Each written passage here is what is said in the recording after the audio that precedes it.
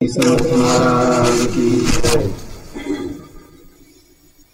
वेळेस चौथ्या अध्यायामध्ये आपण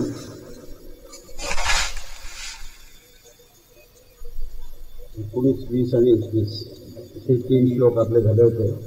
त्याच्यामध्ये अकर्मस्थिती ज्यांची होते त्यांची काय लक्षणं आहेत हे प्रारंभ केलं होतं. त्याचं वर्णन परत थोडंसं पुनरावृत्ती करून मी त्या लक्षणाकडे जातो. दुसऱ्या अध्यायामध्ये जे स्थितप्रज्ञाचे लक्षणं सांगितले आहेत ते त्याचं आणि याच्यामध्ये पुष्कळ साम्य आहे.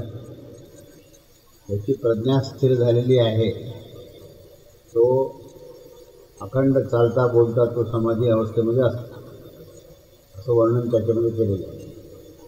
तर तिथेसुद्धा समाधी म्हणजे धी तत्व समर स्थितीमध्ये येणे. धी म्हणजे बुद्धी, आणि बुद्धी ही जेव्हा तरल अवस्थेत जाते तेव्हा त्याला त्यातून प्रज्ञा निर्माण होते, आणि ती प्रज्ञा ही जेव्हा स्थिर होते आणि समस्थितीत येते तेव्हा त्याचे जे लक्षणं आहेत ते लक्षणं आणि अकर्मस्थिती प्राप्त झाल्यानंतरचे लक्षणं ह्याच्यामध्ये विलक्षण साम्य आहे.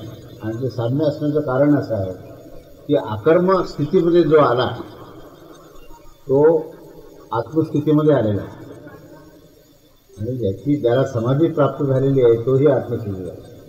हे त्याचं कारण आहे. दोघांमध्ये साम्य कशा करता आहे तर दोघंही जे आहेत हे आत्मस्थितीमध्ये गेलेले. देहभाव त्याचा संपल्याशिवाय अकर्मस्थिती येणार नाही, आणि म्हणून दोघांमध्ये ते साम्य आहे. दुसरा अध्याय जो आहे तो आत्मतत्वाचं अमरत्व काय हा विषय तिथे घेतलेला आहे. सांख्ययोग जो हा ज्ञानयोगच आहे, आणि चौथा अध्याय सुद्धा ज्ञानयोगच आहे. त्याच्यामध्ये साम्य काय आणि फरक काय हे कळणं आवश्यक आहे. साम्य असं आहे की दोन्हीही हे समस्थितीमध्ये आहेत, आत्मस्थितीमध्ये आहेत, आत्मभावामध्ये ते अखंड आहे, हे साम्य आहे. आणि फरक असा आहे की तिथे जे आहे ते आत्मतत्वाचं अमरत्व सांगितलं, आणि ह्या ठिकाणी कर्मयोगामधलं ज्ञान काय आहे ते सांगितलं. आपल्याला विषय जो आहे ना, विषयाचं निश्चित काय स्वरूप आहे अध्यायाने आहे हे आपल्याला कळणं आवश्यक आहे. पुष्कळदा तर असं वाटतं किंवा तीच ती गोष्ट सांगितली आहे भगवंतांनी, इथेही ती सांगितली, इथे ती सांगितली आहे, मग फरक काय आणि पुनरावृत्ती काय केली असा एक प्रश्न निर्माण होऊ शकतो. म्हणून त्याचा जो सूक्ष्म भेद काय आहे ह्याच्यामध्ये मुख्य अकर्मामध्ये काय सांगितलं तर मागच्या वेळेस मी भोवऱ्याचं उदाहरण दिलं होतं की भोवरा जो आहे हा ज्यावेळेस पहिल्यांदा टाकल्यानंतर तो आपल्या आरीवर असा सरळ उभा राहतो आणि वेगाने फिरत असतो, आणि वेगाने फिरत असतानाही तो स्थिर दिसतो, आणि स्थिर असतानाही तो वेगाने फिरत असतो. हे अकर्मातलं कर्म आणि कर्मातलं अकर्म हे उदाहरण मुद्दाम एवढ्याकरता सांगितलं की ह्याच्यामध्ये कर्मयोगामध्ये असलेलं जे ज्ञान आहे ना ते ज्ञान ह्या चौथ्या अध्यायात आहे, आणि दुसऱ्या अध्यायामध्ये जे ज्ञान आहे ते आत्म्याचं अमरत्व काय आहे. म्हणजे तिथे जेव्हा भगवंतांनी अर्जुनाला उपदेश केला तो कसा करतात की शोक आणि मोह वाढला होता, म्हणून त्यांनी सांगितलं की अरे तुझं स्वरूप जे आहे हे अखंड अविनाशी तत्व आहे, ते अजन्मा अमरतत्व असल्यामुळे मृत्यूचं भय वाटायचं काही कारण नाही आहे, किंवा तू कोणाला मारणार नाही किंवा तुला कोणी मारणार नाही. हा त्याचा जो मोह नष्ट करण्याकरता म्हणून तिथे आत्मतत्वाचं वर्णन केलेलं आहे. आणि इथे जे वर्णन केलं आहे ज्ञानयोगाचं ह्याच्यामध्ये क्रियायोग जो आहे म्हणजे कर्मामध्ये सुद्धा कर्म करत असताना प्रकृतीची काय बाजू आहे आणि पुरुषतत्वाची काय बाजू आहे हे सांगताना इथे असं सांगितलं की हे गुण जे आहेत हे आपल्यात क्रीडा करत असतात आणि क्रिया होत असते, त्याच्यामध्ये आपल्याकडे कर्तृत्व भाव जर ठेवला तर त्याला मूढ असं म्हणतात. हे मूढत्व जाण्याकरता म्हणून ज्ञानयोग सांगितलं. म्हणून इथे ह्या ज्ञानयोगामध्ये अनासक्ती आणि निष्काम भाव हा इथे मुख्य आहे. इथे ज्ञानयोगामध्ये आत्म्याचं अमरत्व सांगितले, अजन्मा अमरतत्व आहे, आणि ते कधीही नष्ट न होणार असल्यामुळे तुझा मोह तू ठेवू नकोस. आणि त्याच्यातून कर्माची प्रवृत्ती तिथे दिलेली आहे. इथे निवृत्तीतून प्रवृत्ती आहे, आणि या ठिकाणी प्रवृत्ती आणि निवृत्तीचा समन्वय भेद बघा बरं का. म्हणजे कसं असतं की आपल्याकडे जर पाहायची दृष्टी जर आपली प्रगल्भ होत गेली तर प्रत्येक अध्यायात सूक्ष्म काय सांगितलं हे कळतं आपल्याला, की त्या अध्यायामध्ये हे निवृत्तीतून प्रवृत्तीकडे नेलेलं आहे.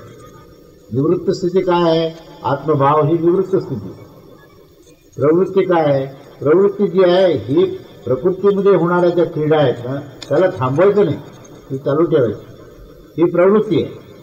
तेव्हा एकाने मला असा प्रश्न विचारला होता, काशीचे ब्राह्मण आले होते तेव्हा त्यांनी मला असा प्रश्न विचारला की महाराज प्रवृत्ती मार्गाला जाऊ का निवृत्ती मार्गाला जाऊ, असा प्रश्न होता. तो तरुण होता, गृहस्थाश्रमामध्ये प्रवेश केलेला होता, वेदाचा चांगला शिक्षक होता, पण त्याला असं वाटत होतं, वेदाचं अध्ययन केलं त्याला असं वाटत होतं की आपण आता हे सगळा जो प्रपंच आहे हा सगळा मिथ्या आहे, त्यामुळे ह्या सगळ्याचा त्याग करून आपण हिमालयात जावं आणि या सगळ्या प्रपंचामधून आपण निवृत्त व्हावं. पण कोणीतरी अधिकारी माणसाने सांगितल्यावर आपल्याला जायला आणखीन त्याच्यामध्ये प्रोत्साहन मिळतं. म्हणून संचारामध्ये महाराजांना विचारलं की महाराज तुम्ही परवानगी देता का की प्रवृत्ती मार्ग श्रेष्ठ का निवृत्ती मार्ग श्रेष्ठ, आणि मी कोणत्या मार्गाला जावं? हा प्रश्न पुष्कळ मोठ्या मोठ्या विद्वानांना सुद्धा हा प्रश्न पडतो. तेव्हा ते म्हणाले की प्रवृत्ती आणि निवृत्तीचा समन्वय साध. प्रवृत्ती असणं हे तुझ्या हातात नाहीये आणि निवृत्ती हे तुझं स्वरूप आहे.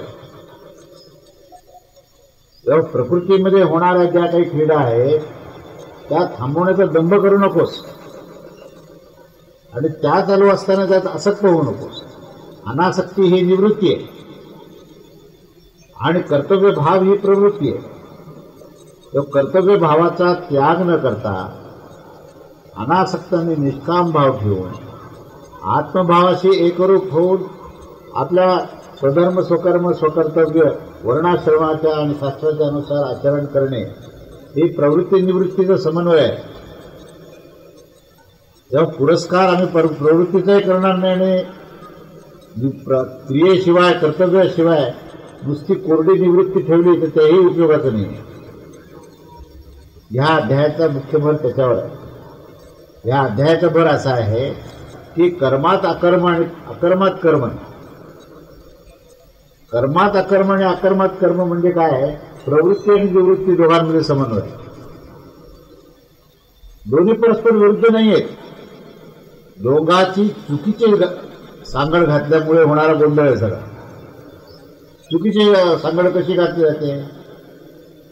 की कर्तृत्व भावाचा अभिमान बाळगणं ही चुकीची सांगड. मी करता, मी भोगता, मी द्याता, मी धरता हे झालं की तो जीवभाव वाढला. जीवभावातून देहभाव वाढला, देहभावातून मूढत्व वाढलं, मूढत्वातून कामना वाढल्या, कामनातून क्रोध वाढला, क्रोधातून रागद्वेष वाढला आणि मग सगळा मार्गच चुकायला लागला. आणि मग तो मार्ग चुकल्यावर म्हणे की आता मी प्रवृत्ती सोडून निवृत्तीकडे जातो. ना प्रवृत्ती कळाली ना निवृत्ती कळाली. लोकांचा आपण जर इतिहास पाहिला ना मागे तर आपल्याला असं दिसेल की काही लोक जे प्रपंचाला अर्धवट टाकून काशीला निघून गेले. कशा करता? हा प्रपंच खोटा आहे. आणि काही इतके कर्मप्रवृत्त झाले त्याच्या विरोधामध्ये की त्यांनी यज्ञयाग आणि वेदवेदाचे सगळे कुठे कुठे संहिता काढल्या शोधून की असं केलं तर हे फळ मिळतं आणि असं केलं तर ते फळ मिळतं अशी मोठी जंत्री त्यांनी तयार केली. मोठे ग्रंथच्या ग्रंथ हे आगमाचे जे ग्रंथ लिहिले गेले ना त्या सगळ्या आगमाच्या ग्रंथामध्ये काय सांगितलं? तुम्हाला काय पाहिजे? धन पाहिजे का? हे स्तोत्र वाच. तुम्हाला अमुक पाहिजे का? हे एक टोक. आणि दुसरं टोक असं की सर्व प्रपंच चालू असलेल्या प्रपंचाला त्याग करून हिमालयात किंवा काशी विश्वनाथला जायचं आणि तिथे गेल्यानंतर बायकोपोरांची काळजी करायची. तर तिथे गेल्यानंतर तरी हा विषय सुटतो का? नाही सुटत. तिथे गेल्यानंतर म्हणतात बायकोने जेवण केलं असेल का? काय व्यवस्था झाली असेल? पैशाची सोय झाली असेल का? अरे मग इथे कशाला आला? तिथे जाऊन तुझी जे काय दररोजची व्यवस्था तुझा निर्वाहाचा जो उद्योग आहे तो करून जर तू निवृत्त राहिला असता तर प्रपंचही झाला असता आणि परमार्थही झाला असता. प्रपंच परमार्थामधली जे सांगड आहे ती सांगड साधणे म्हणजे प्रवृत्ती निवृत्तीचा समन्वय साधणे आणि ते प्रवृत्ती निवृत्तीचा समन्वय म्हणजे कर्म. अकर्माचा बिंदू कुठे आहे हे आपल्याला कळायला पाहिजे. कोणता बिंदू आहे तो? अकर्म हा असा बिंदू आहे की ज्याच्यातून क्रियेचा त्याग नाहीये, पण आसक्तीचा त्याग आहे.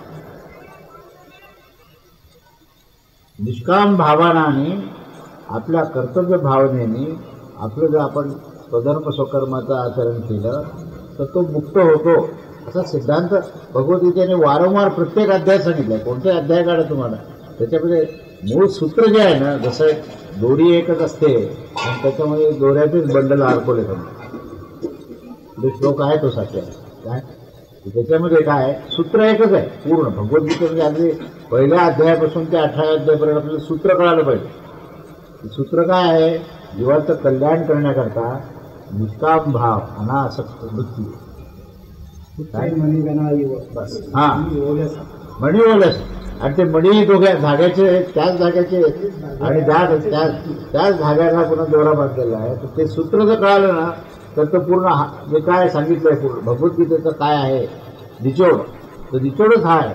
कर्मात अकर्म आणि अकर्मात कर्म, हाच भगवद्गीतेचा पूर्ण संदेश. अकर्म ह्या एका शब्दात भगवद्गीता आहे. म्हणून भगवद्गीतेचा जर प्रयोजन काय असेल तर जीवाचं कल्याण आहे. श्रेयस मार्गाला जीवाला घेऊन जायचं आहे.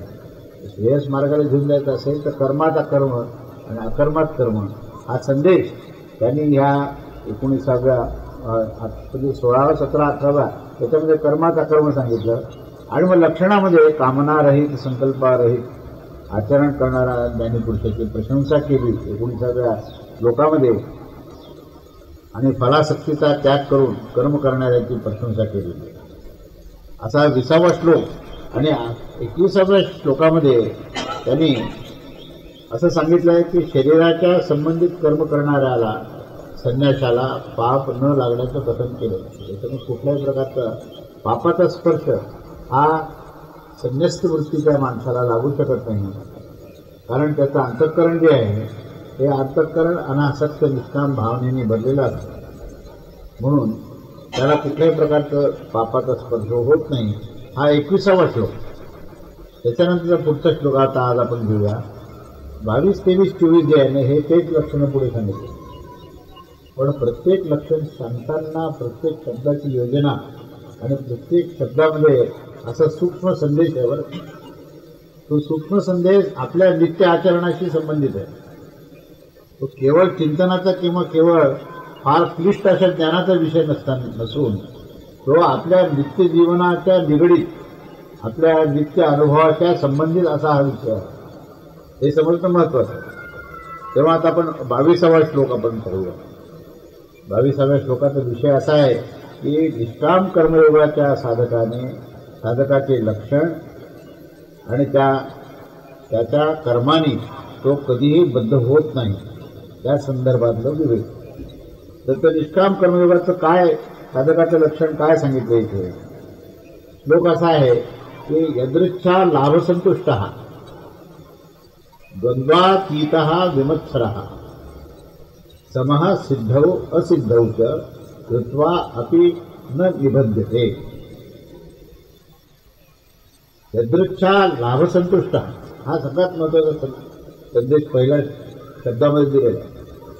यदृच्छा, जो पुरुष इच्छा नसतानाही आपोआप प्राप्त झालेल्या पदार्थामध्ये संतुष्ट असतो. आता हे बघा, याच्यात 2-3 गोष्टी सांगितलेल्या आहेत. त्या एका शब्दामध्ये संदेश काय? यदृच्छा. यदृच्छा म्हणजे त्याची इच्छा, ईश्वराची, परमेश्वराच्या इच्छेच्या अनुसार संबंध ब्रह्मांड चालत असतं. हे पहिले ते ही धारणा पक्की पाहिजे. त्याच्यातली पहिली धारणा जर काय असेल तर सूर्याचं उगवणं तुम्ही ठरवता का? पृथ्वी सूर्याभोवती कशी फिरावी हे तुम्ही ठरवू शकता का? नाही ठरवू. ब्रह्मांडामध्ये सूर्यमालिकेमध्ये सगळे जे ग्रह आहेत सूर्याभोवताली ज्या पद्धतीने फिरतात, संतुलन आहे, नियम आहे, अनुशासन आहे. हे सगळं अनुशासन आणि ही सगळी जी क्रिया आहे ना, ही क्रिया ती ह्याला यदृच्छा समजतात. त्याच्या इच्छेच्या अनुसार, आपल्या इच्छेच्या अनुसार नव्हे, हे दुसरा अर्थ आहे. यदृच्छामध्ये त्याची इच्छा तर आहेच, पण आपली इच्छा नाही हेही समजणं आवश्यक. कारण दोन गोष्टी आहेत, एक आपली इच्छा असते आणि एक त्याची इच्छा असते. एक आपली इच्छा जेव्हा असते ना तेव्हा निराशा, आशा आणि निराशा या दोन गोष्टी आहेत. आणि त्याची इच्छा असेल तर आशाही नाही आणि निराशा. बघा हा संबंध कसा छोट्या छोट्या गोष्टीमध्ये केवढा सुंदर आणि सूक्ष्म असा संदेश दिला. यदृच्छा म्हणजे ब्रह्मांडामध्ये जे सगळ्या क्रिया चालू आहेत ना त्याच क्रिया तुमच्या शरीरात चालू आहेत. जे ब्रह्मांडामध्ये तेच पिंडामध्ये, पण लक्षात येत नाही. माणसाचं ते लक्षात न आल्यामुळे त्याचा अहंकार वाढतो. त्याला तीन गोष्ट लक्षात आली ना की यदृच्छा. तुम्ही जर जमिनीमध्ये बी पेरलं तर त्याला 1000 प्रकारचे बी लागतात. कणसाचं बी पेरलं, ज्वारीचं बी पेरलं, जे कणीस लागतं त्याला पुष्कळ प्रकारचे असे असंख्य त्याच्यामध्ये दाणे लागतात. की तुमच्या इच्छेने झालं का? तुम्ही कर्तव्य केलं बी पेरायचं, पण किती दाणे द्यावे ती इच्छा त्याची आहे. तेव्हा कर्तव्य करायचं आणि जे प्राप्त आहे ते प्राप्त गोष्टीमध्ये संतुष्ट राहायचं. ती बघा भूमिका बघा काय. भूमिकेत दोन गोष्टी आहेत. एक म्हणजे कर्तव्य करत असताना त्याच्यामध्ये आपल्या इच्छा मिसळायच्या नाही. वैशिष्ट्य काय आहे बघा. कर्तव्य करायचं, क्रिया ही त्या ब्रह्मांडाच्या प्रचंड क्रियेमध्ये तुमची एक छोटी क्रिया ही त्याच्याशी समन्वय केली. समन्वयाचा विषय जो आहे हा भेदाचा नाही आहे, अभेद्यतेचा आहे. मोठं ब्रह्मांडाचं चक्र भ्रमण करताय मोठं, आणि त्या ब्रह्मांडाच्या ह्या सगळ्या चक्रामध्ये प्रत्येक व्यक्तीचं एक बारीक चक्र चालू आहे. पण त्याला काय वाटतं की त्याचं जे चक्र आहे ना ते त्याच्यापेक्षा वेगळं असं वाटतं. म्हणून त्याला अभिमान आहे की मी सुंदर आहे, मी मोठा आहे, मी अधिकारी आहे, मी असा आहे, माझी सत्ता आहे. हा त्याचा भ्रम. म्हणून तो स्वतःच्या क्रियेला एक वेगळेपण नाव देतो, आणि वेगळेपणाचे नाव दिली की इच्छा निर्माण होते. इच्छेचा उगम कुठं नाही. इच्छेचा उगम स्वतःच्या वेगळ्या अस्तित्वाच्या जाणीवेतून आहे. अन्यथा हा इच्छा निर्माण होण्याचा प्रश्नच येत नाही. की तुमच्या शरीराच्या अंतर्गत ज्या क्रिया होतात तशाच क्रिया जर बाहेर झाल्या, आणि ब्रह्मांडामध्ये होणाऱ्या सगळ्या प्रक्रियेमधलं हा एक छोटासा भाग आहे. कसा भाग आहे तो त्याच्याशी समन्वयित असेल, त्याचा आणि तुमचा समन्वय आहे. ही जर भूमिका झाली ना तर यदृच्छा निर्माण होते. आणि यदृच्छेच्या अनुसार आपोआप प्राप्त होणं. आता हे बघा, आपोआप हा शब्द आहे. यदृच्छा लाभसंतुष्ट. यदृच्छेमध्ये आपोआप नावाची गोष्ट आहे, म्हणजे स्वयंभू. आपोआप या शब्दाला दुसरा पण काय म्हणतो, म्हणून स्वयंभू आहे. महादेव स्वयंभू महादेव आहे, स्वयंभू देव आहे, स्वयंभू मूर्ती आहे. शब्द वापरतो आपण. आता तुम्ही पण स्वयंभू आहेत ना. मूर्तीचं काय सांगून घेताय? तुम्हीही स्वतः स्वयंभू आहात, पण तुम्हाला त्याची जाणीव नाही. तुमच्यामध्ये होणाऱ्या सगळ्या ज्या प्रक्रिया आहेत ना त्या तुम्ही ठरवल्या का? नाही ठरवलं. मग न ठरवता जर क्रिया होत असतील तर त्याला स्वयंभू नाही का म्हणायचं? मग अंतर्गत क्रिया जर स्वयंभू असतील तर बाह्य क्रिया स्वयंभू का असू नये? का नाही? का असू नयेत आणि का नाही? त्याचं कारण असं आहे की आमचा भ्रम आहे, आमचं अज्ञान आहे. आणि या अज्ञानाचं काय व्यक्ती अभिव्यक्ती कशी आहे? अज्ञानाची अभिव्यक्ती म्हणजे मी करतो, माझ्यामुळे झालं. हे काढून टाका. काढा की आनंद सुरू होईल. काढला की आनंद आहे. माझ्यामुळे झालं म्हणलं की दुःखच दुःख. आणि त्याचं कोणी कॉग्निझन्स घेत नाही. अहो मी केलं पण मला कोणी विचारत नाही, सुरू झालं दुःख. ते काढून टाका. ते एकदा काढलं की तुम्हाला स्वयंभू गोष्टीचा अनुभव येईल. आणि स्वयंभू क्रिया जर बाहेर हातापायाने जर होत असतील तर तुम्ही स्वयंभू स्थितीमध्ये जाल. आणि त्याच्यातून जी उपलब्धी आहे ना ती उपलब्धी जी आहे ती उपलब्धी संतुष्ट म्हणजे तुम्हाला आनंद देणारी सूक्ष्म भाऊ. यदृच्छा लाभसंतुष्ट. परमेश्वराच्या इच्छेने जे घडत असतं ना त्याच्यामुळे तुम्ही जर समर्पण भावाने त्या कर्तव्यामध्ये तुम्ही स्वतःला जर समर्पण केलं तर तुमचा काय लाभ आहे तो संतुष्ट आनंद प्राप्त होतो. तो अकर्म स्थितीमध्ये असलेला जो आहे ना त्याचं काय लक्षण आहे तर यदृच्छा लाभसंतुष्ट हे त्याचं लक्षण आहे. सहजा स्वाभाविकपणे परमेश्वराच्या इच्छेने जसं ब्रह्मांडामध्ये सगळीकडे क्रिया चालते तशीच आत बाहेरचीच क्रिया आहे. तुम्हाला फक्त काय करायचं म्हणजे कर्तव्य करायचं. किती लाभ झाला किती नुकसान झालं काय झालं याचा विचार करू नका. कर्तव्य करा तुम्ही. त्याच्यामुळे तुमचं जे काय प्रारब्ध आहे जसं पूर्वकर्म आहे त्याप्रमाणे लाभ होईल नाही तर नुकसान होईल. पण तुम्हाला सांभाळायचं काम तो करतो. पण ज्यावेळेस तुम्हाला असं वाटतं की तुम्हाला स्वतःला सांभाळावं लागतं तेव्हा तो म्हणतो तुमचं तुम्ही सांभाळा. मला पुष्कळ दुसऱ्या जीवाला सांभाळायचं. तुमचा आहे ना आत्मविश्वास भरपूर तुमचं भलं तुम्ही करू शकता ना काय हात तरी तो दुरून पाहत असतो. एवढा असताना सुद्धा एवढा असताना त्याला त्याचा दया असतो करुणा असतो. तो सांभाळत असतो पण थोडा दुरून पाहतो त्याला. म्हणतो याला जोपर्यंत अनुताप होत नाही ना तोपर्यंत याच्या भानगडीत आपण पडायचं. आणि ज्यावेळेस खूप प्रयत्न केल्यानंतर म्हणतो की नाही हो आहे काही जमतच नाही आता काय करणार आता परमेश्वराला शरण घेऊ. मग आधी गेला असतं तर काय बिघडलं. खूप नुकसान झाल्यावर लोक शरण जातात आणि खूप फायदा असला तर विस्मरण होतं. मग फायदा हा फायद्याचा आहे तर नुकसान हे फायद्याचा विचार करा. ज्याच्यातून भगवंताचं स्मरण होतं ते जास्त फायद्याचं आहे. म्हणून संतांच्या जीवनामध्ये जर आपण पाहिलं ना आपल्याला असं लक्षात येतं की संतांच्या जीवनामध्ये पुष्कळ संकट येतात आणि त्यांचं बरं झालं संकट आलं. ते काय म्हणतात बरं झालं हे दुष्काळ आला संकट आलं का बरं काय झालं तर त्याच्यामुळे मी विठ्ठलाचं नाव देतो. पण साधारण माणूस काय म्हणतो देवाचा कोप झाला. साधारण माणसाची भूमिका काय असते संकट आलं की अवकृपा झाली पैसा मिळाला की कृपा झाली. हे गोष्ट साधारण माणसाचं आहे. त्याच्या उलट्या दिशेने बघा अहो जर खूप धन मिळालं तर इतके प्रलोभनात येतात की विस्मरण होतं आणि मृत्यूची वेळ आली तर ते धन इथंच राहतं. तेव्हा त्यांना लक्षात येतं की अरे हे सगळं गडबड झाली बरं का.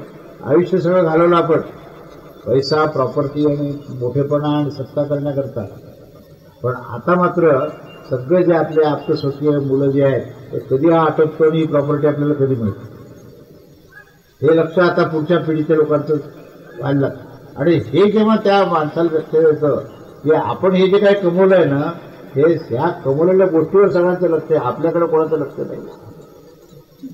आपल्याकडे लक्ष देणारा तो परमेश्वर आहे. हे जर आधी कळालं असतं तर यदृच्छा लाभसंतुष्ट ही स्थिती आली असते ना.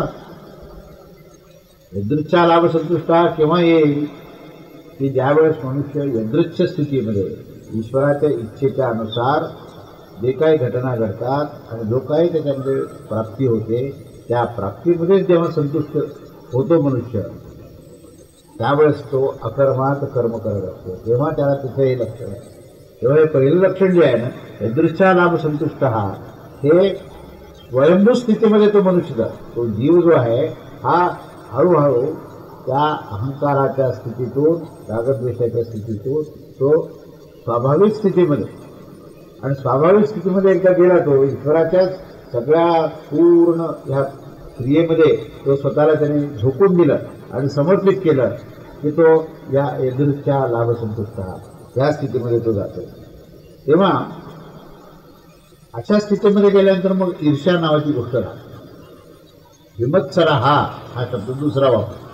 दुसरं लक्षण काय यदृच्छा लाभसंतुष्ट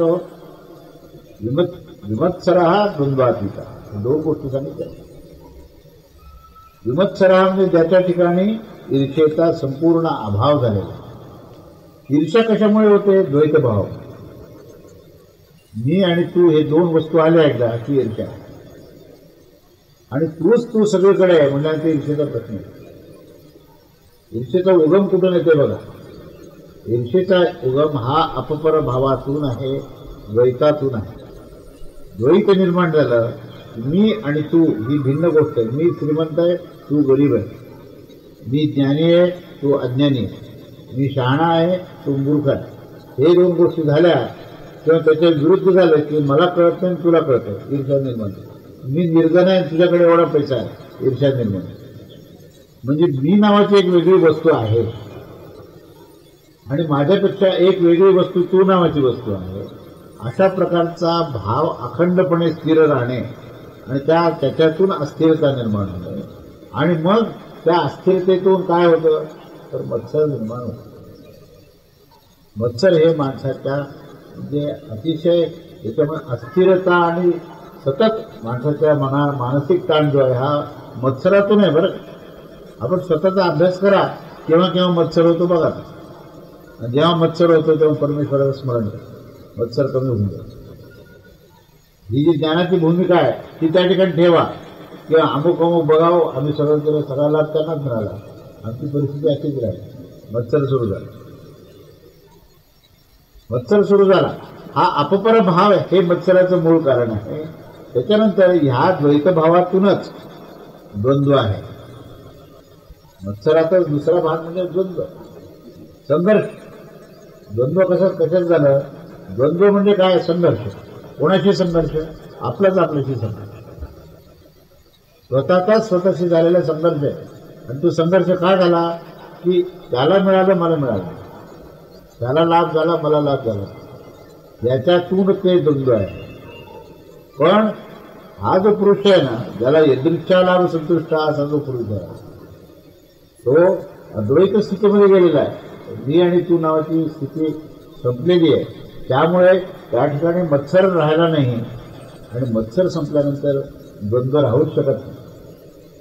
म्हणून त्याला निर्द्वंद्व असं म्हटलेलं आहे, जो हर्ष आणि शोक इत्यादीच्या द्वंद्वाच्या पलीकडे. आणि नंतर पुढे काय की सिद्धी आणि असिद्धी, सिद्धौच असिद्धौच समहा. सिद्धी आणि असिद्धी यांच्यामध्ये समतोल राहणारा असा तो कर्मयोगी झाला. काही प्राप्त होतो, काही लाभ होतो, काही अलाभ होतो, काही फायदा होतो, काही नुकसान होतं. ह्या दोन्ही गोष्टी ज्या आहेत, ह्या दोन्ही गोष्टी कुठे आहेत? प्रकृतीमध्ये आहेत, आपल्यामध्ये नाही. आत्मस्थितीमध्ये ज्यावेळेस मनुष्य जातो ना तर तिथे लाभही होऊ शकत नाही आणि नुकसानही होऊ शकत. समस्थिती आहे. विषमस्थितीमध्ये लाभ आणि अलाभ आहे. असं कारण आहे की आपल्याला इतका पैशाचा लाभ झाला किंवा आपला असलेला पैसा इतका जो आहे त्याचं नुकसान झालं. या दोन गोष्टीचे गणित कुठे मांडलं जातं? हे गणित सगळं बाहेर आहे, मध्ये नाहीच आहे. अंतरंगामध्ये गणितच नाही आहे. अंतरंगामध्ये समस्थिती आहे. आहे नावाचं तत्व आहे ना, त्या ठिकाणी नाही नावाचं तत्व असू शकत नाही. नाही नावाचं तत्व कुठं असेल?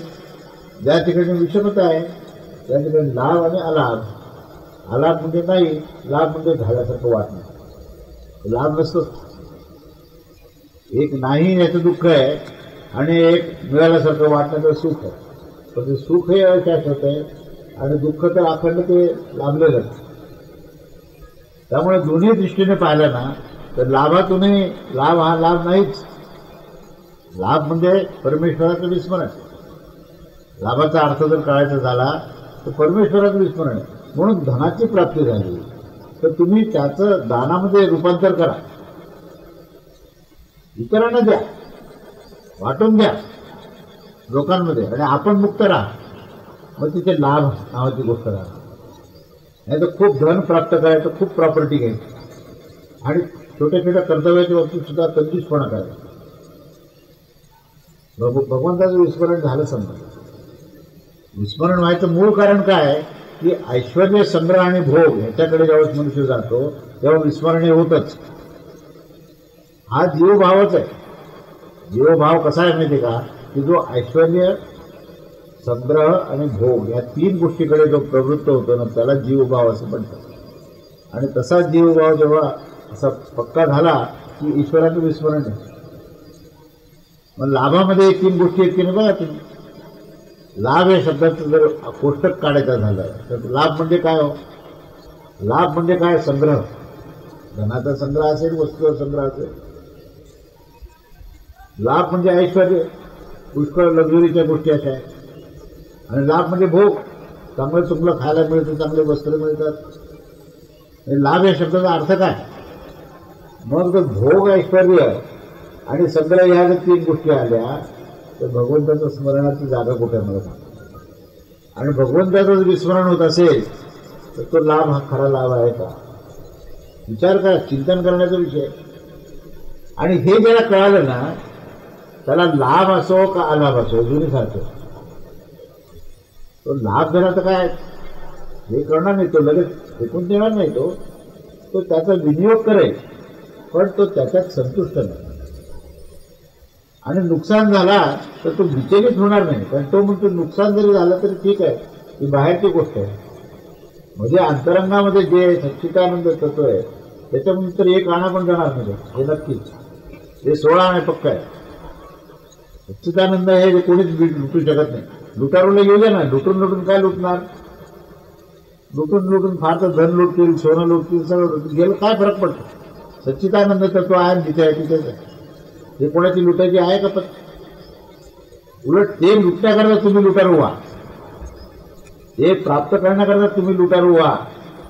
काय भगवान जनाबाईने काय केलं तर विठ्ठलाला सगळं त्याचं प्रेम जे आहे ते लुटून घेतलं. तसे लुटारू व्हा. हा लाभ काय उपयोगाचा? हा लाभ तुम्हाला मिळाला ठीक आहे असं मी म्हणत नाही. त्याचा अर्थ सगळ्यांनी अगदी निर्धन आणि कंगारून फिरावा असा त्याचा अर्थ नव्हे. पण यदृच्छा लाभ संतुष्ट ही भूमिका ठेवा.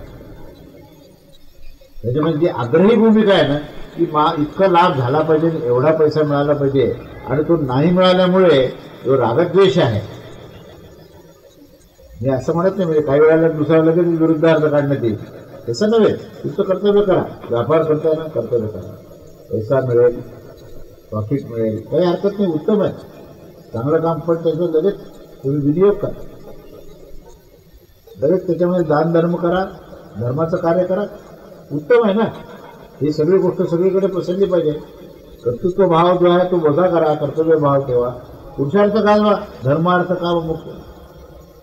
पुरस्कार आहे, धर्माने त्याचा पुरस्कार केलाय, पण केव्हा? धर्मार्थ काममुक्त. धर्माच्या अधिष्ठानावर अर्थप्राप्ती आहे, धर्माच्या अधिष्ठानावर कामनेची तृप्ती आहे, आणि धर्मसिद्ध झाल्यानंतर मोक्षप्राप्ती निश्चित आहे. अशा प्रकारचं पुरुषार्थ करा, अशा प्रकारचं कर्तव्य करा. आणि प्राप्त असलेला जो काही धन आहे ते तुझंच तुला मी देतोय म्हणून सगळ्यांना दान. किती ईश्वराला पाहा. त्या ठिकाणी सुद्धा दातृत्व भाव ठेवू नका. दान करताना विस्मरण होऊ द्या, आणि स्मरण भगवंताचं ठेवा. हा संदेश आहे.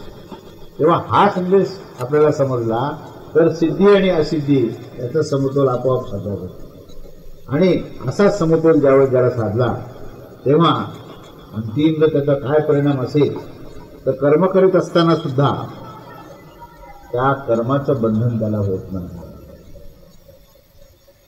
समकृत्वा अपि न निबद्धते, न निबद्धते, बद्ध होत नाही. कर्म करीत असताना कृत्वा अपि न निबद्धते, कर्म करीत असताना सुद्धा त्या कर्माने तो बद्ध होत नाही. एवढे 3 लक्षणं जर त्याच्यामध्ये असले ना की जो यदृच्छा लाभ संतुष्ट असेल, विमत्सरा द्वंद्वातीत झाला, आणि सिद्धी असिद्धीमध्ये जो समस्थितीमध्ये आला, तर परिणाम काय आहे तर तो कर्म करत असताना सुद्धा कर्माचं बंधन त्याला होणार नाही. तर कर्माचं बंधन हे रागद्वेषामुळे, आसक्तीच्या कारणाने, कामनेच्या कारणाने कर्माचं बंधन आहे. त्याचं मूळच काढलं आणि कर्तव्य करत राहिलं तर त्याचं कर्माचं बंधन कसं काय होईल? कर्माचं बंधन म्हणजे कर्म झाल्यानंतर क्रिया वर्तमान काळ संपतो आणि त्याचं बीज जे आहे ते पुढे भविष्यामध्ये येऊन बसतं, ते बंधन आहे. पण ते निर्बीज असेल तर बंधन कुठून येणार? हे जर निर्बीज असेल की नाही बाबा मला काय त्याच्यात घ्यायचंय नाही द्यायचंय, कर्तव्य करायचं आणि मोकळं व्हायचं. कर्तव्य करायचं मोकळं व्हायचं नाही, तो मोकळा आहे अशा पद्धतीचं कर्तव्य करायचं. आधीच मोकळा, कुठल्या प्रकारचं बंधनच नाही. मुक्त या शब्दाचा अर्थ काय म्हणजे? मुक्त म्हणजे जो राग द्वेषाच्या विरहित आहे. सोपच सोपी गोष्ट. त्याला आवड आणि निवड नावाची गोष्ट नाही. आवडही नाही, नावडही नाही, घृणाही नाही, आणि आपुलकी नाही, दूरही नाही. हे माझं आहे आणि ते दुसऱ्याचं आहे हा भाव तिथे नाही आहे. आणि जो कर्तव्य करतो तो मोकळाच आहे, आधीच मोकळा आहे, आधीच तो मुक्त झालेला आहे, आणि नंतरही कर्म करत असताना तो मुक्तच आहे. या सगळ्या याच्यामध्ये एक आपण तर पाहिलं ना की अकर्मात कर्मण कर्मात अकर्म, या शब्दाचाच अर्थ असा आहे की तो आधीच मुक्त आहे. मुक्त मनुष्य हा कशी क्रिया करतो त्याचं वर्णन की त्याच्यामध्ये कुठल्याही प्रकारची त्याला ही आशाच नाही हो. कोणत्याही प्रकारे त्याला असं वाटतच नाही की मला हे लाभ झाला तर बरं होईल. कंडिशनल वर्क नाही की अमुक ही कंडिशन झाली तर ठीक आहे. काही काही लोक तरी ॲडव्हान्स सांगतात देवाला की माझं जर काम झालं तरच मी दर्शन घेईन. माझं म्हणजे त्याच्यात सुद्धा नवस बोलण्यामध्ये दोन प्रकारचे नवस. एक म्हणतात तुम्ही तुझं दर्शन घेतो आणि माझं काम कर बाबा, ते थोडे बरे त्यातल्या त्यात. काही तर म्हणतात की माझं जर काम झालं तुम्ही चांदीचं टोक घालत नाही तर तुमचं तोंडे पाहणार. असे कॅटेगरीचे लोक आहेत. आधीच कंडिशन देवाला टाकून दिल्या त्यांनी की मग चांदीचा टोप, कारण मग ते चांदीच्या टोपाची जी काही किंमत असेल ना त्याच्यावर 100 पट लाभ झालेला असतो. लाभाचं गणित असतं ते सगळं. म्हणजे आवळा देऊन कोळा काढायचं म्हणतो ना तसं, एक नारळ द्यायचं आणि 1 लाख रुपये आपल्याला लाभ झाला म्हणायचं. प्रॉफिटेबल आहे ना. नारळाची 10-12 रुपये किंमत असेल. तसं की भगवंताला आधीच कंडिशन टाकायची आणि म्हणायचं की हे जर झालं तर मी दर्शनाला येईल, नाही तर मी येणार नाही.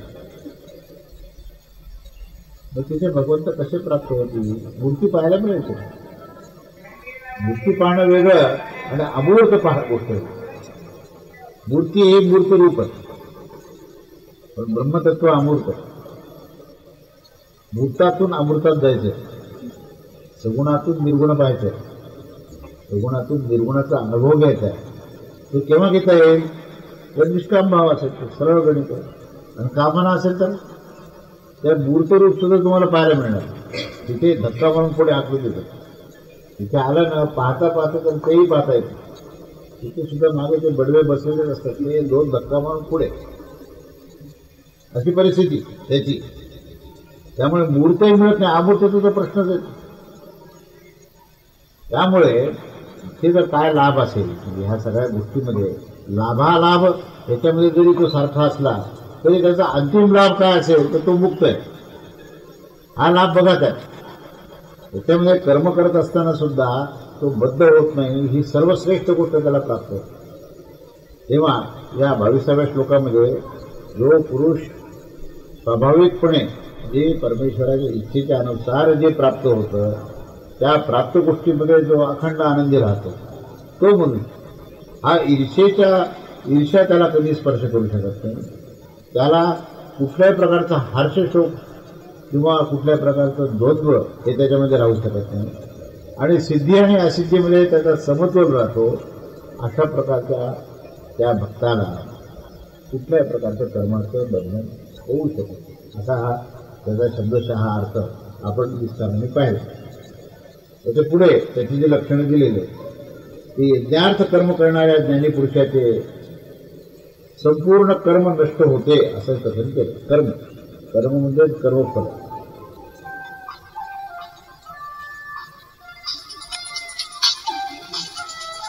तेव्हा यज्ञार्थ कर्म करणाऱ्या ज्ञानीपुरुषाचे संपूर्ण कर्म नष्ट कसे होते याचं वर्णन करताना 23वा श्लोक सांगितला आहे.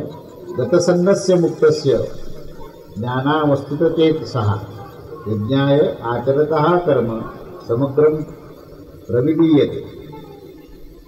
गतसंगस्य संग हा नष्ट झालेला, आसक्ती त्याची पूर्ण दूर झालेली. गतसंगस्य म्हणजे ज्याचा संग नष्ट झाला. संग या शब्दाचा अर्थ आसक्ती.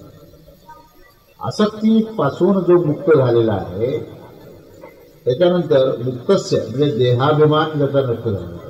देहाबद्दल मी देह आहे किंवा माझा देह आहे असं जे ममत्व आहे, अहम आणि ममत्व हे त्याचं नष्ट झालेलं आहे. आणि जो ज्ञानावस्थितचेत सहा त्याचं चित्त निरंतर हे परब्रह्म परमेश्वर स्वरूप ज्ञानामध्ये स्थित होते. आत्मभाव आत्मस्थितीत जो गेलेला, जो अखंड आत्मस्थितीत गेलेला आहे त्याची काय परिस्थिती आहे? असा जो स्थित असतो तो यज्ञ संपादन करण्यासाठी यज्ञाय आचरतः यज्ञ संपादन करण्यासाठी जो कर्म करतो तो असा मनुष्य जो आहे तो संपूर्ण कर्म पूर्णपणे त्याचे संपूर्ण कर्म हे पूर्णपणे विलीन होऊन जाते, म्हणजे नसते, कर्मफल हे नसते. तर दोन स्थिती त्याचे वर्णन केलेली आहे. एक म्हणजे काय की तो आत्मभावात कसा असतो, तो अखंड आत्मभावात असतो, म्हणजे ज्ञानात. आत्मभाव म्हणजे ज्ञान. आत्मतत्वाचा अर्थ पुष्कळ वेगवेगळ्या प्रकारे दिलेले आहे. आत्म्यालाच निजज्ञान असं म्हटलंय. तो निजज्ञानात असतो, तो अखंड ज्ञानस्थितीमध्ये जो असतो, तर त्याचं काय असतं वर्णन, तर तो म्हणजे आसक्ती म्हणजे अज्ञान आणि अनासक्त म्हणजे ज्ञान. अनासक्त हा शब्द ज्ञानप्रधानच आहे, हा कर्मप्रधान नव्हे, धारणेला धरू नये. म्हणून अनासक्त म्हणजे ज्ञान आणि आसक्त म्हणजे अज्ञान. जो आसक्त अनासक्त असतो, गतसंगस्य म्हणजे अनासक्त, तो मुक्त असतो. तो मुक्त असतो म्हणजेच तो ज्ञानस्थितीत असतो. तो ज्ञानस्थिती असतो म्हणजे आत्मभावामध्ये अखंडपणे असतो, त्याचा खंड होत नाही. तर असा जो आहे, असा मनुष्य जेव्हा यज्ञ करतो, तर यज्ञ या शब्दाचा अर्थ भगवद्गीतेमध्ये खूप ठिकाणी यज्ञ शब्द आलेला आहे. यज्ञ या शब्दाचा अर्थ त्याग आहे. कशाचा त्याग? आसक्तीचा त्याग, त्यालाच यज्ञ म्हणतात. यज्ञ म्हणजे प्रत्यक्ष हवन करण्याची प्रक्रिया, ती झाली बाह्यक्रिया. अंतःकरणातलं यज्ञ काय आहे, तर आसक्तीचं हवन आहे. आसक्तीचं सारखं स्वाहा स्वाहा स्वाहा, आसक्ती निर्माण झाली, इच्छा निर्माण झाली की भगवंताच्या चरणी स्वाहाकार करायचा, त्याचा हा यज्ञ आहे. म्हणून यज्ञ या शब्दाचा अर्थ तुम्हाला जर सखोल समजणं आवश्यक आहे. पूर्ण भगवद्गीतेमध्ये 3रा अध्याय 4था अध्याय हा यज्ञ या विषयावर विस्ताराने दिलेला आहे. 3ऱ्या अध्यायात सुद्धा आपण पाहिलं की त्या कर्माचा पूर्ण चक्र आहे, सृष्टीचं चक्र, त्यातही यज्ञ हा शब्द वापरला की तुम्ही इतरांसाठी देवांना सगळं हवन करा, देव तुमच्यासाठी सगळं करतील. हे जे सांगितलं सृष्टीक्रमामधला यज्ञ, हा सांगितलं त्या ठिकाणी. म्हणजे ब्रह्मदेवाने ही योजना केलेली आहे की तुम्ही तुम्हाला काय काय काम करायला योजना आखून दिलेली, ते कर्म करा तुम्ही, आणि ते कर्म करून त्याचं फल जे आहे हे त्याला तिथे त्याग करा. पण तुमच्याकडनं काय सोय ते करतील, त्याची काळजी करू नका, ती जबाबदारी त्यांची. त्यानेच केलेली त्याची जबाबदारी आहे. तुम्ही निष्कारण सुद्धा जबाबदारी ओढून घेतली, ती कारण नसतात. त्यांनी पूर्ण जन्माला घातलं ना तेव्हा योजना तयार. हे निष्कारण चिंता करण्याची वाईट सवय लागली की आता कसं होईल, यांचं शिक्षण कसं होईल, काय नाही त्या गोष्टी लागल्या त्यांच्यावर आणि आणखीन दुःखी केलं. वस्तुतः योजना तयार आहे पूर्ण, आणि त्याच्यानुसार फक्त तुमचं कर्तव्य करायचं आहे. आता कर्तव्य करताना यज्ञाच्या भूमिकेतून करायचं. यज्ञ म्हणजे फलाचा त्याग, कर्मफलाच्या आसक्तीचा त्याग, हा त्या यज्ञ या शब्दाचा अर्थ आहे. तेव्हा जो ज्ञानावस्थेचा ते जसा असतो, तो अखंडपणे यज्ञाचं आचरण करतो. म्हणजे तो यज्ञ संपादन करत असताना जे कर्म करतो, ते कर्म हे निष्काम भावनेने, अनासक्त भावनेने करतो. आणि असं जे कर्म असतं ना, ते कर्म जे आहे ते त्या ब्रह्मांडातच विलीन होतं. त्या कर्माचं कॅरी फॉरवर्ड नाही येत, there is no carry forward. नंतर म्हणतो ना की बाई याचं इतकं फळ मिळालं, ते फळ घेऊन जा, आणि मग ते फळ घेऊन पुन्हा जन्म घेतो, पुन्हा कॅरी फॉरवर्ड, पुन्हा त्याच्यानंतर अजून एक देह मिळाला, अजून एक देह. हे नाही, हा प्रकारच नाही. त्या ठिकाणी केलं, संपलं, भेटलं नाही, काहीच नव्हतं. नो कॅशबुक नाही, लेजर पण नाही, किंवा मागचा अकाउंट पुढच्या वर्षाच्या अकाउंटला पुढे कॅरी करायचं, हा प्रकारच नाही. तिथल्या तिथे अकाउंट सेटलमेंट करून 0 बॅलन्स, विषय संपला, अकाउंट क्लोज कर. तिथल्या तिथे अकाउंट क्लोज. ते केव्हा शक्य आहे? जेव्हा तो आत्मस्थितीत असेल, जेव्हा तो आपल्या ज्ञानस्थितीमध्ये अखंड असेल. तर असा जो अखंड ज्ञानस्थितीमध्ये असतो, त्याचा जे कर्म आहे ते कर्म यज्ञाच्या समान असतं. आणि ते यज्ञाच्या समान कर्म असल्यामुळे ते कर्म भस्मसात असतं. आपण हवन करतो की हवन करताना त्या पोळीतून तूप टाकतो आपण. ते तूप टाकताना तूप दिसतं, टाकल्यानंतर दिसतं का? उदाहरण सांगायचं, यज्ञाचाच आपण जो विषय घेतला, तर आपण जेव्हा तूप टाकतो तेव्हा त्याच्यानंतर दुपारनंतर पाहिलं की ते भस्म असतं सगळं. आता या भस्मामध्ये तूप तुम्ही हुडकून काढू शकता का? तिथं संविधा हुडकून काढू शकता का? तिथे गोमय हुकून काढू शकता का? नाही. ती तीन भिन्न होती गोष्ट. तेव्हा भेद होता. आधी लावताना सगळे गौरी उचलली ठेवली, संविधा घेतल्या, तुपाचं भांडं ठेवलं, बाकी तांदूळ घेतले, काय जव घेतले, हे सगळं तुम्ही सामुग्री घेतली, सगळी सामुग्री भिन्न भिन्न दिसायला लागली. पण जसा तो यज्ञ केला आणि त्या यज्ञामध्ये जसं ते हवन केलं, तर केल्यानंतर दुपारी पाहिलं तर भस्म, सगळे लोक कपाळाला भस्म लावलं. अरे आधी काय होतं? आधी ते हे होतं, तूप होतं, मूग होतं, तमूक, सगळ्या गोष्टी यादी लांब लचक, नंतर सगळी यादी भस्मसात. म्हणजे ते कर्म जे होतं त्या कर्माचं रूपांतर कशात झालं? भस्म, निर्भीक झालं. पुन्हा त्याच्यातून काहीतरी तूप निर्माण होईल का? किंवा त्याच्यातून काही संविधान निर्माण होतील का? हे ते भस्म आहे. हे भस्माचं महत्व अशा पद्धतीचं आहे. भस्म त्याला म्हणायचं ज्या ठिकाणी सर्व कामना ह्या निर्बीज झाल्या, म्हणून भस्म लावायचं. महादेव भस्म का लावायचे? त्याचं कारण हे आहे, भस्म हा फार मोठा महिमाचा विषय आहे. त्याचं मूळ कारण जे आहे की कर्म जे आहे, कर्माचं बीज जे आहे, ते बीज संपूर्णपणे भस्मसात होणे, त्याला यज्ञ असं म्हणतात. यज्ञाची संकल्पना समजली पाहिजे हो. नाही तर मग यज्ञातून काय प्राप्ती व्हायची याच्याकडे लोकांचा का यज्ञ केला नाही. आमचं मुलगा आम्हाला काहीतरी मुलगा व्हावा, काहीतरी मुलीचं लग्न व्हावं, काय जे असेल, पुन्हा ती कामना त्यातून जर बाहेर आली तर त्याला यज्ञ म्हणत नाही. काय मग गणेश याग केला, सोमयाग केला, विष्णू याग केला, कशाकरता केला याग? ती प्राप्ती करतात. अहो भस्म हीच प्राप्ती आहे. त्याच्यातून जे भस्म मिळालं ना तीच अंतिम प्राप्ती. भस्माच्या पलीकडे काही नाही जगात, तीच प्राप्ती आहे. म्हणून या ठिकाणी त्याचं कर्म जे आहे हे भस्मसात होतं, म्हणजे पूर्ण विलीन होऊन जातं आणि ते निर्बीज होतं. अशा प्रकारे हा 23वा श्लोक आहे. आणि मग त्याच यज्ञाचं वर्णन 24व्या श्लोकामध्ये फार सुंदर केलेलं आहे बरं का. त्याच आता मी सांगितलेलं यज्ञ आहे ना, हा यज्ञच विषय आहे. आणि तो यज्ञविषय काय केला की ब्रह्मयज्ञ. आता हा ब्रह्मयज्ञाचं वर्णन आहे. एक तर ब्रह्मतत्व काय हे फार सखोल विषय, आणि ब्रह्मतत्वामध्ये पुन्हा ब्रह्मयज्ञ. बघा आता ब्रह्मयज्ञ काय आहे? ब्रह्मार्पणम ब्रह्म हविर्ब्रह्माग्नौ ब्रह्मणाहुतम ब्रह्मैव तेन गंतव्यम ब्रह्मकर्म समाधिना. ब्रह्मार्पणम ब्रह्म हविः ब्रह्माग्नौ ब्रह्मणाहुतम ब्रह्म एव तेन गंतव्यम ब्रह्मकर्म समाधिना.